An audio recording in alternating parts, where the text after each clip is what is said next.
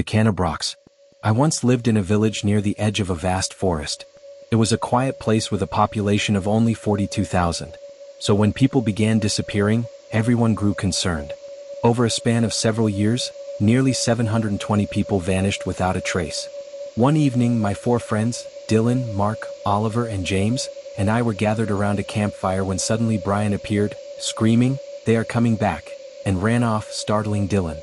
Dylan was new to town, so he asked me, "Who was that? What did he mean?" I said, "His name is Bill Micah, but we call him Brian. He's an old man with a troubled mind." Dylan asked, "Why?" "He believes in the Canabrox family." "The Canabrox family?" "You're new here, so let me tell you the story of the Canabrox. In 1924, when the village was still developing, a family known as the Canabrox moved into town. The family included Marcus Canabrox, the father, Selena Canabrox, the mother, their 14-year-old son Eric Canabrox, and their youngest 11-year-old Noah Canabrox. They settled here in July of 1924. But soon after their arrival, people started to disappear.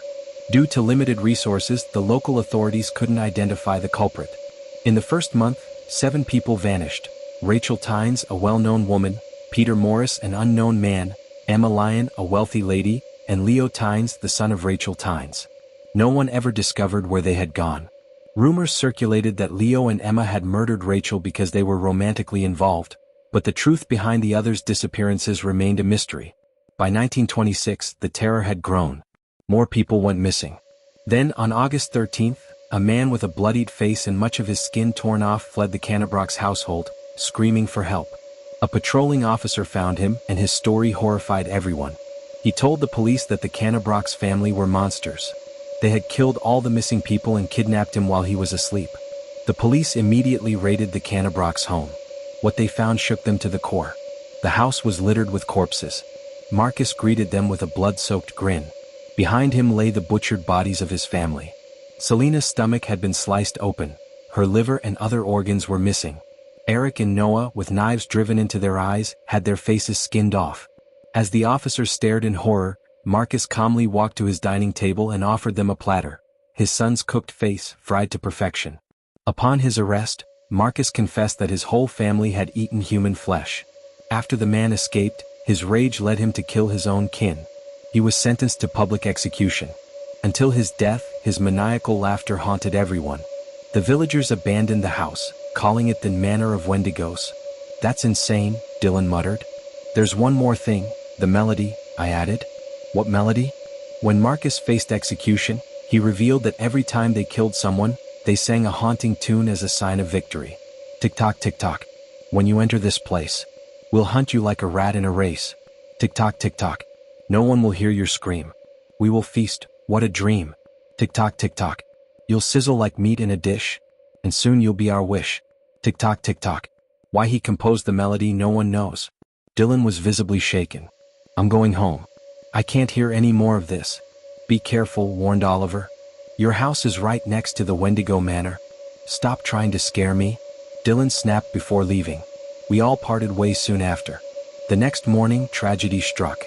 Dylan had disappeared. His parents were devastated. He was their only child. A police officer approached his mother, asking, "Do you know where he might have gone?" "No," she sobbed. "He never came home last night?" I exchanged anxious glances with my friends. We were in disbelief. The officer pressed, "Did you hear anything unusual?" "At midnight," she whispered tearfully, "I searched for him outside. I thought I heard a sound coming from the abandoned house. It was like a clock, tick-tock. That was chilling, wasn't it?" Now let's dive into our next terrifying tale. It was supposed to be a quiet night. The kind of night where the station's heater hummed louder than the radio, and the snowstorm outside made you wish you'd stayed home. I was the last one in the office, drowning in paperwork and trying not to think about the blizzard still raging outside. I was the last one in the office, boots propped on the desk and my mind already halfway to bed. Then my radio crackled to life, cutting through the monotony. "Deputy needed, suspicious activity reported at redacted. Caller disconnected before providing details." The address was instantly familiar. Everybody in town knew about the house. The older kids dared each other to sneak onto the property, snapping grainy photos to prove they'd been there. Tourists, thrill seekers, and amateur ghost hunters visited during the summer, ignoring the warnings about trespassing. It was the site of one of Nebraska's strangest unsolved mysteries. Back in 1981, the family who lived there, a mother, father, and their 5 kids, vanished. No note, no signs of struggle, nothing. They went to bed one night and simply disappeared. Investigators combed the property for weeks, even dredging the nearby pond, but there were no bodies, no leads, not even a solid theory. Just a quiet house, a half-eaten dinner, and a mystery that was never solved. It sounded ridiculous, like something from a true crime podcast I'd listened to while folding laundry. Still, I grabbed the mic, pushing the ridiculous theories out of my mind. Deputy Sloan responding. On my way. The drive out to the property was brutal. The storm had turned the roads into glass, and I could barely see through the thick veil of snow. The headlights illuminated nothing but endless white and the occasional shadow of a tree. As the miles dragged on, the surroundings grew more desolate. The sparse homes gave way to fields and forest, untouched and eerie under the weight of snow. When I finally arrived, the house loomed in the distance like a rotting corpse. Its roof sagged under years of disrepair, and the windows were boarded up or shattered. The porch leaned precariously, as though the whole structure was ready to collapse under its own weight.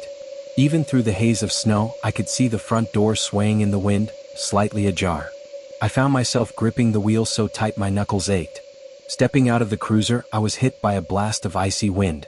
My flashlight cut through the dark. I noticed footprints leading to the house.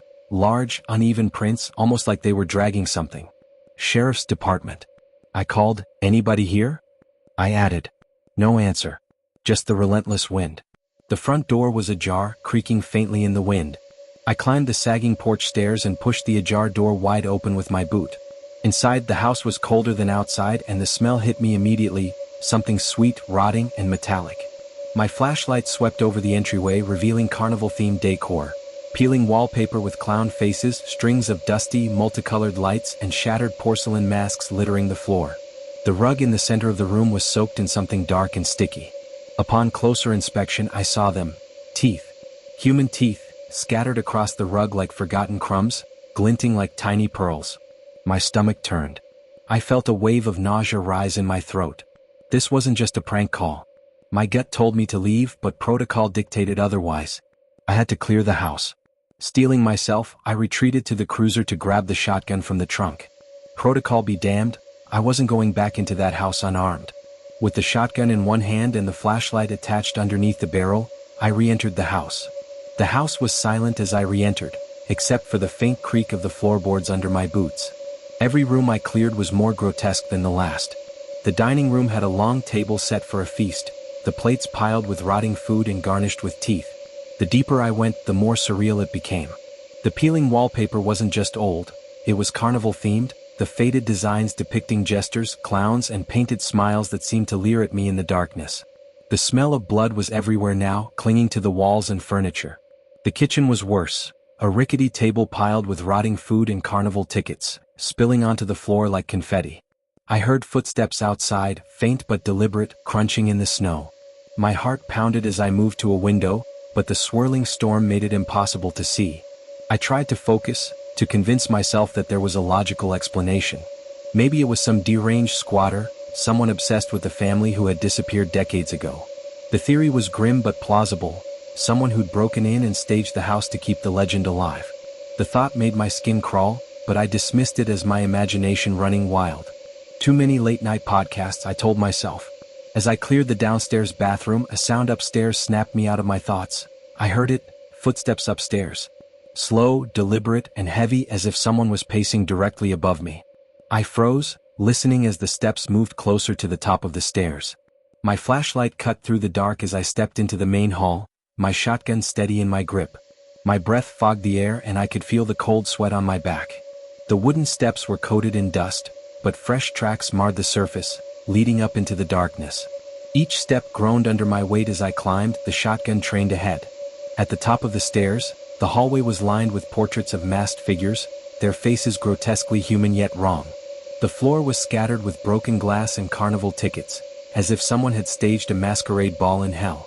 The primary bedroom door was open. In the primary bedroom, the flashlight revealed the bed soaked in blood. Teeth were scattered across the mattress and pillows, glinting like tiny bones. A shadow shifted in the corner. Then I saw it. A figure emerged from the shadows, hunched and monstrous. It wore a rabbit mascot costume, the fur filthy and matted with dried blood. Its clown-like face was distorted, the grin too real, the jagged teeth too large. The eyes followed me as I moved, glinting like they were alive. In its hand was a massive steak knife, the blade glinting in the dim light. "Don't move," I shouted, leveling my shotgun, my voice shaking. It didn't obey. The thing didn't just move, it flickered. Its movements were jerky and unnatural, like a stuttering film reel, as if it skipped between frames of reality. One moment it was at the window, the next it was inches from me. If you thought that was scary, wait until you hear this next story. I fired the shotgun, the blast tearing through its chest. It stumbled but didn't stop. Instead, it let out a piercing shriek, its grin stretching impossibly wider. Its high-pitched shriek echoed in my ears as I stumbled backward. It slammed me against the wall with inhuman strength, the impact loosening my pistol in its holster. Before I could react, the knife flashed, slicing deep across my stomach. I gasped as pain shot through me, warm blood soaking my uniform. The creature leaned in, its hand reaching toward the wound as if it wanted to dig inside. My fingers scrambled for the loose pistol and I fired. The shots hit it square in the chest, sending it stumbling back with an unnatural screech. But it didn't stop. I fired again and again. The next thing I knew, we tumbled down the stairs. The impact from the fall jarred the shotgun from my grip. My hand screamed in pain as its knife sliced deep into my palm. With my free hand, I yanked the knife out, ignoring the blinding pain. I slashed at the creature's neck, the blade sinking into something fleshy and wet. It screamed, a sound so piercing it felt like it could split my skull. Pain exploded through me, but adrenaline kept me moving. Somehow, I managed to crawl toward my shotgun as I struggled to catch my breath at the bottom of the stairs. The creature's head twisted at an impossible angle, its teeth slamming together with a sickening crunch. That's when I realized the truth. It wasn't a costume. The fabric of its body pulsed and shifted, its teeth breaking through the seams of its face. Scrambling to my feet, I bolted for the door, ignoring the searing pain in my hand. The freezing air hit me like a wall as I burst outside. I didn't stop running until I reached the cruiser, blood dripping from my wounds, my uniform soaked. I locked the doors and sped away, the blizzard swallowing the house behind me. I didn't even notice the black envelope on the passenger seat. Not until days later, when I was discharged from the hospital. My supervisor handed it to me with a puzzled look. "This was in your car," he said, oblivious to the ordeal I hadn't reported. I hadn't seen it earlier. My heart sank as I opened it, revealing a single note in neat handwriting. "You should always check the back seat. I quit the next day, but I'm sharing this to warn anyone near Nebraska. If you ever hear about the Landon family estate, stay away." Looking back, the worst part wasn't the mascot or the house. It was realizing that every step I took inside had been carefully orchestrated. The masquerade details, the teeth, the blood, it wasn't random. Something had led me through that house, guiding me like a puppet on strings. The house at redacted is real. The thing inside it is real. And whatever left that note in my cruiser, it's still out there. If you're ever near Nebraska, don't stop. Don't go near the house. And for the love of God, always check the back seat. Brace yourself, because the next story is even more disturbing. 14 years ago, on that fateful night, the house was filled with joy, sounds of a family. The hum of the TV in the living room, clatter of the dishes in the kitchen. David had come back from college for a visit. David was a bridge between the past and the present, a life he was trying to build. Sarah was David's sibling. David and Sarah were always close before David went to college. What started as a small disagreement, a trivial matter at first glance, a chore that David didn't complete. But reality isn't that simple. There was something more beneath the surface, a problem neither of them wanted to confront. The years of David's absence, his growing detachment from the family, had created a tear between Sarah and David that neither of them understood. During David's absence, Sarah was always the one holding things together, the weight of everything, and David, piecing his own life together, never saw it. The fight escalated quickly, their words cutting deeper and sharper with each passing moment. The hatred in their voices, accusations, their repressed anger, it all came spilling out. "You aren't there when I need you," Sarah shouted, her face red with frustration. "You think everything is fine just because you showed up?" David tried to defend himself, but his words were empty, hollow. He had his own life that he couldn't see what was right in front of him. His sister, drowning in silence, in isolation, loneliness. "I'm here, aren't I?" he snapped, his voice rising. "I'm trying to make something of myself. Do you think I'm going to drop everything for you? Maybe you should see things from my perspective." That was it, the final straw, the final nail in the coffin. Sarah walked away in silence. David didn't follow, he thought it would pass. She just needs space, he thought to himself. But when he went to her room later, she was gone. The house became suffocating with loneliness. The silence of her absence pressed in on him. He searched, calling her name, frantic, terrified, but she was nowhere to be found. The only thing he found was a note. "I can't do this anymore. I'm sorry." Those were the last words she had left behind. A few hours passed. When David heard a knock on the door, hoping it would be his sister. But no, the only thing he saw was a man dressed in a police uniform who told him the news of his sister. Sarah had taken her own life. The bridge, the water. Sarah was gone, swallowed whole by the darkness David failed to see. He never got the chance to apologize. Never the chance to take back everything he said, words that had driven her away. The house became empty without her, suffocating, echoing with the weight of what he failed to see. Tell me, David, how do you feel seeing your own failure over and over again? Knowing you were the cause of it? Remember, David, no matter how hard you try, it won't change because you've already been here before. Haven't you? Let's move on to the second story, and trust me, this one will keep you up at night. Corpsewood Manor. Stonebrook Manor is located on Route 92 near Asheville, North Carolina. Me and my friends were young in 2018 at a party having fun, but the cops came and crashed the party. As we were leaving the party, we started a conference call with all the people who were there and asked what the next plan was. We couldn't find another party, so one guy suggested that we go to Stonebrook Manor. The group decided that would be the plan, so we drove there in a convoy of about 3 cars full of people. Going to Stonebrook Manor is a long drive down a dark road, and it was 1:30 a.m. The house has a driveway that goes about a mile into the woods.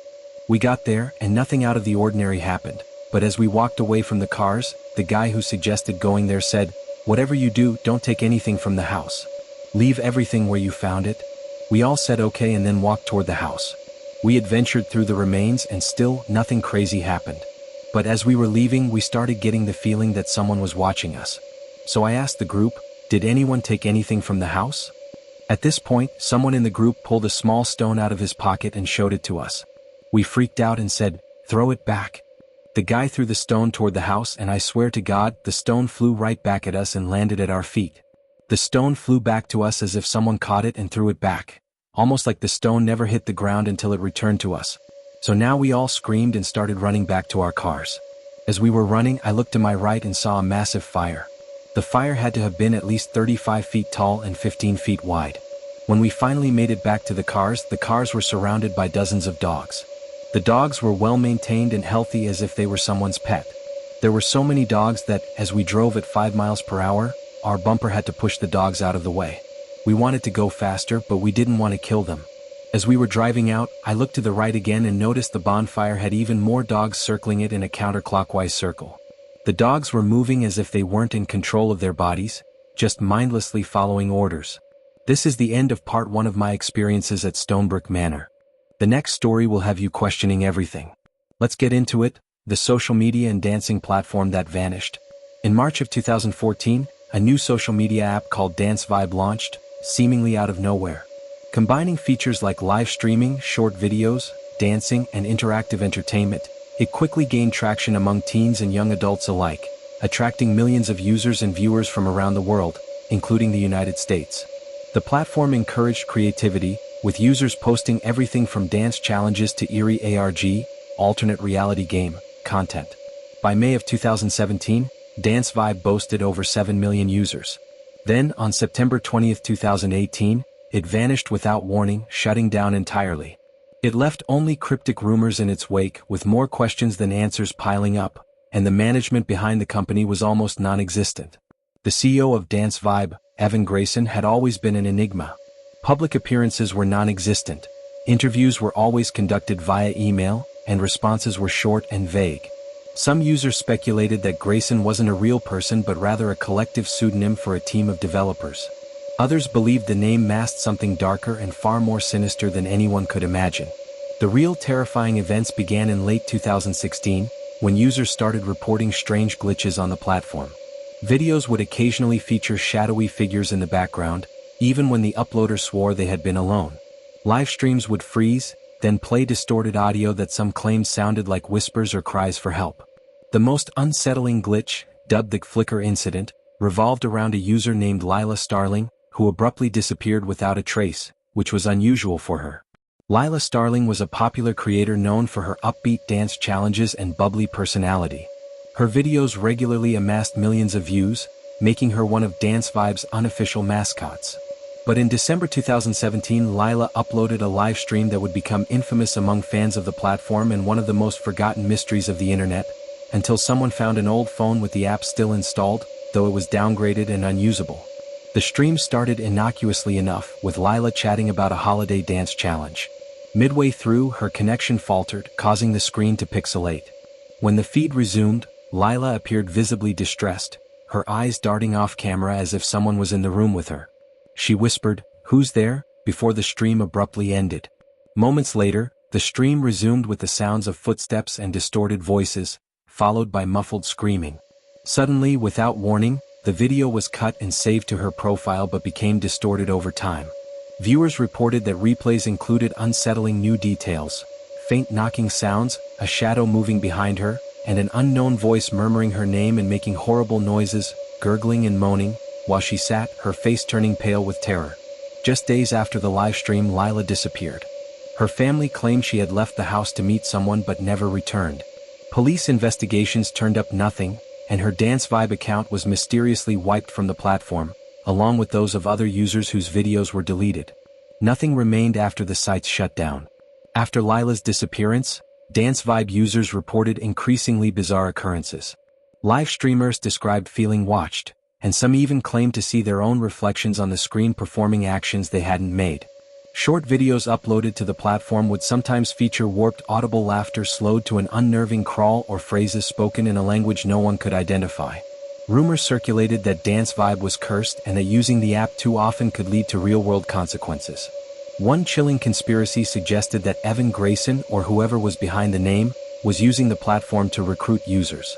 Several disappearances were linked to frequent Dance Vibe users, but no solid evidence ever surfaced, and it became a cold case buried beneath the thousands of disappearances in the United States each year. By mid-2018, the app's popularity began to wane as users fled by the thousands, unnerved by its growing reputation as a hub for sinister activity. The final blow came on September 20, 2018, when Dance Vibe abruptly shut down. No announcement, no farewell message, just a black screen with the words, "Your time is up." Attempts to contact the company were futile. Servers were wiped clean, and Evan Grayson's supposed email address bounced back with a cryptic error message. "He has left. So should you?" In the years since Dance Vibe's disappearance, the app has become a legend in online horror communities. Enthusiasts scour the internet for remnants of the platform, claiming to find ghost accounts or corrupted videos on old phones. Rumors suggest that Lila Starling's final live stream still exists on hidden parts of the web. Anyone who watches it reportedly disappears within days, never to be seen again. Others simply stop using social media altogether, disillusioned by the lack of transparency. Documents uncovered during investigations reveal that several parents attempted to sue Dance Vibe Incorporated for millions of dollars. Nothing ever came of the case. The mystery of Evan Grayson remains unsolved. Some believe he was a rogue AI experiment that gained sentience. Others suggest he was a cult leader using Dance Vibe to lure victims. More paranoid theories claim it was a mind control experiment by an unknown government or corporation, responsible for the disappearances of countless content creators and the platform's demise, due to unpaid debts. One chilling discovery fuels these theories. In 2022, a group of hobbyists found an old Dance Vibe promotional video buried in a defunct website's archives. At the end of the ad, the screen glitches, briefly showing a distorted image of Lila Starling staring directly at the camera. Her mouth moves as if trying to warn someone about her fate, but no sound emerges. A pale, grinning face distorted by static appeared next, moaning and chuckling with sadistic pleasure. Muffled screams grew louder.